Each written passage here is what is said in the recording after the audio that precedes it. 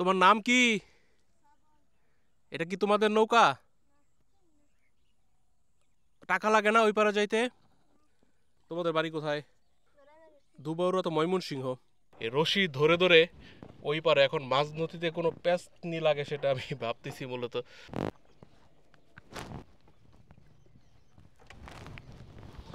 টাঙ্গাবো বাজারে থামলাম। টোক থেকে দত্তের বাজার সড়কে অটোরিকশা দিয়ে টাঙ্গাবো নদীর ঘাটে যাচ্ছে। এখানে ব্রহ্মপুত্রের দুটি শাখা, মাঝখানে রয়েছে চর। সেই চর পেরিয়ে বিপরীতের মির্জাপুরে যাব।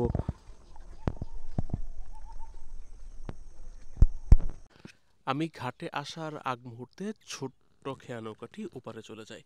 এখানে আরেকটি ডিঙ্গি নৌকা আছে, কিন্তু এটা তো ব্যক্তিগত নৌকা, খেয়া নৌকা না। ওপারে যাওয়ার জন্য স্থানীয় কোনো কৃষকের নৌকা।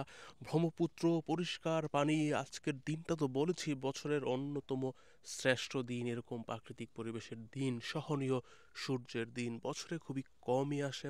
এটা দক্ষিণ দিক, ব্রহ্মপুত্রের পশ্চিম পারে আছি আমি, নাজিব মাহফুজ খান।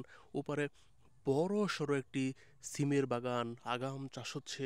আর ওই পাশে যে চর, শস্যের ভান্ডার, প্রচুর শাকসবজি হয়, ওখানে যাব।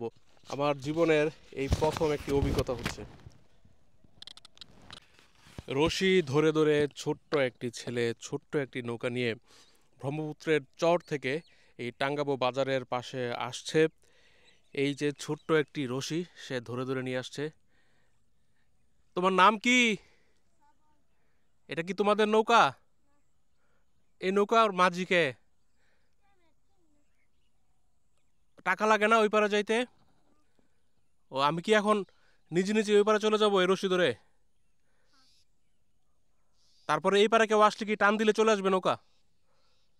আসলে এটা স্বয়ংক্রিয় নৌকা। এই পাশ থেকে ওই পাশে যাওয়ার পরে এখানে যদি কোনো আসে কোনো যাত্রী, সে নিজে নিজে টেনে এই রশি ধরে ধরে এখানে আসবে। যেমন ও এইভাবে চলে এসেছে। তোমাদের বাড়ি কোথায়? বাড়ি কোথায় তোমাদের? এখানে কি করো? দুবাউরা তো ময়মনসিংহ। ময়মনসিংহ না? আমি এখন ওই পারে যাবো, তুমি কি ওই পারে যাবা? আমার এই জীবনে এই প্রথম একটি নৌকা ধরে ওই পারে যাওয়ার অভিজ্ঞতা। এখন পেছনি লাগাই দিয়ে এটা দেখতেছি। এই কিভাবে টানবো জানি শ্রাবণ? এই পাশ নাকি এনা জমাইব? আমি যখন মাঝি হলাম, খেয়া নৌকার মাঝি, জীবনে এই প্রথম অভিজ্ঞতা। এই রশি ধরে ধরে ওই পারে এখন মাঝ নদীতে কোনো পেছনি লাগে সেটা আমি ভাবতেছি মূলত। কোনো অভিজ্ঞতা ছাড়াই নৌকার মাঝি হিসেবে এক পাশ থেকে টেনে অন্য পাশে যাচ্ছি। এবার বোধহয় ধরতে পেরেছি আসলে কিভাবে চালাতে হবে। প্রথমে বুঝতে পারি নাই।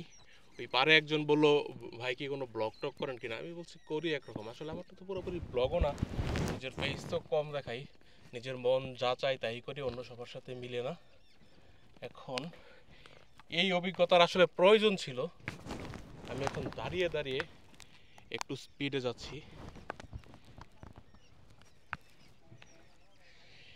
এই ব্রহ্মপুত্র নদীটা ব্রহ্মপুত্রের হিমালয় পর্বতের উত্থানের আগে যার জন্ম হয়েছে, সেটি এখন 1787 সালের ভূমিকম্পের পরে, মূলত যমুনা নদী যখন এরকম বড় অবয়বের সৃষ্টি হয়েছে, তখন এই ব্রহ্মপুত্র শুকিয়ে গিয়েছে এবং এখানে দুটি শাখা হয়েছে।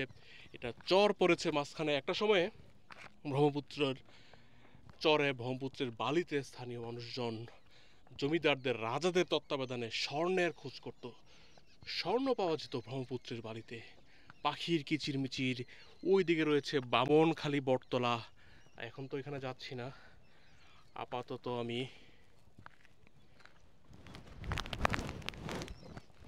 যাব ওই যে।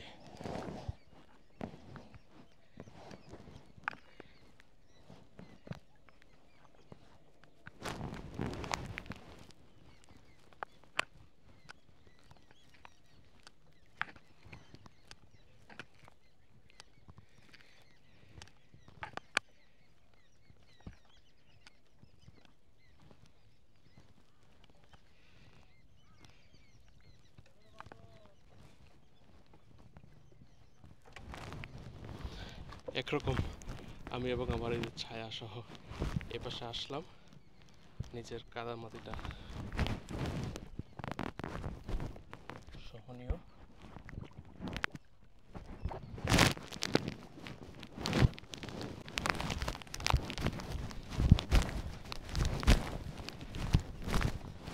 মতো ঘাটে বেড়াতে পারি না আসলে, এখানে আনতে হতো,